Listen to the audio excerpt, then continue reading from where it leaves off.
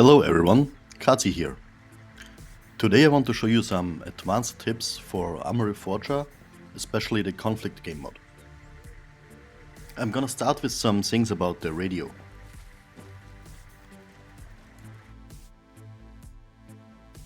As most of you might know, you can get a radio from the arsenal, you can deploy it wherever you want, and you can use it as mobile spawn point. However, there is a much better feature for the radio, and this is the fast traveling feature, or we also call it teleporting. I'm respawning to show you.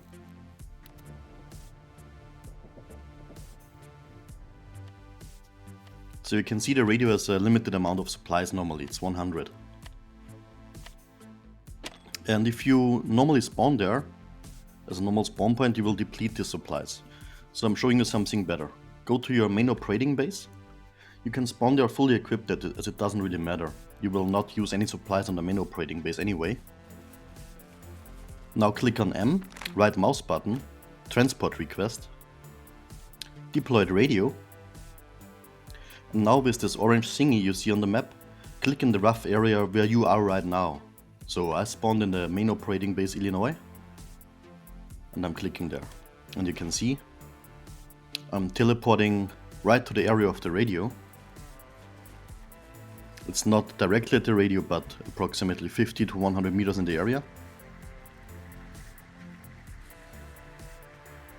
And you can see there are no resources gone from it. So you can spawn there how often you want.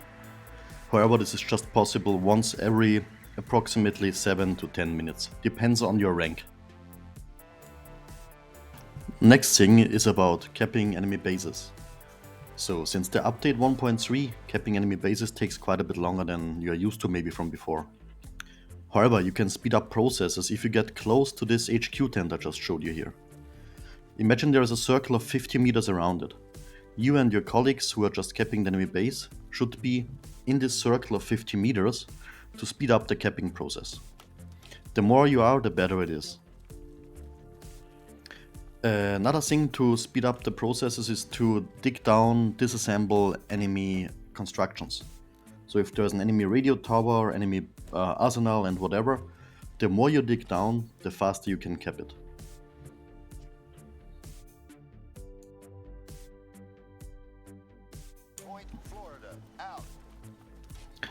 This tip is about upranking faster. So you gain XP by collecting the personal belongings of your fallen enemies. You can do this by taking the stuff from the FIA or also from your player enemies or from the opposite faction. Collect as much as you can. And then if you have everything you found,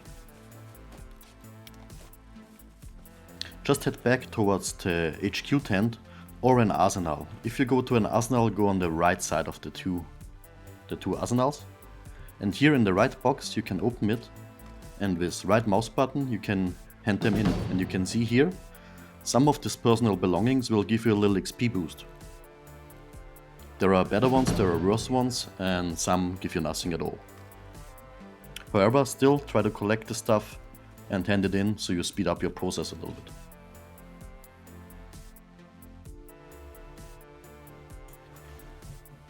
Especially at the beginning of the rounds, it's pretty important to build a radio relay station in bases you just took over. However, normally there are 2 less supplies that you can build them. You need 275 for that. Here we can see we only have 125. But it's not a big issue because normally, if you just run to the dead enemy soldiers and loot their weapons, also equipment and everything is working, and put them into the right box in the main tent, you can see that we get extra supplies by delivering this. So now we already have 189. In most cases, if you loot enough enemies and you drop the stuff in there, you will get enough to build the radio relay station. However, if not, or if you want to speed up the process, you can also disassemble enemy structures. I'm showing you here by destroying or disassembling an enemy entrenchment that we will have easily enough supplies to build a radio relay station. So at the beginning there is normally no need for long supply runs to just go ahead fast and build these radios. So you can see here, if I'm running back now, I should have, no idea, above 300 for sure. Yeah, 317. Sometimes it takes a little bit to refresh, but you can see, pretty fast.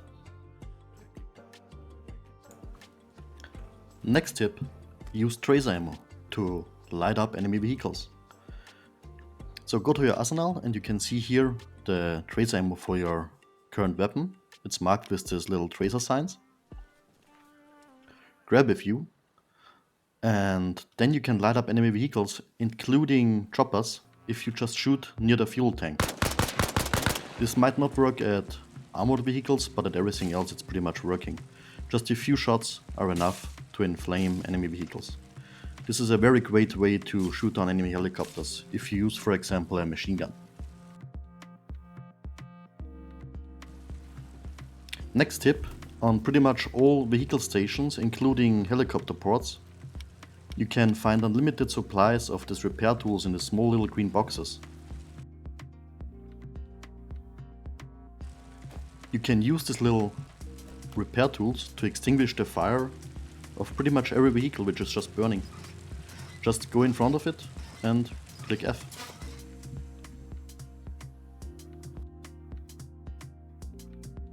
Last but not least, you can rest every weapon, completely independent if they have a bipod or not, on pretty much all obstacles. And this helps a lot to stabilize your gun, to shoot more accurate, and to bring more bullets on target. It's also a great way to shoot on helicopters.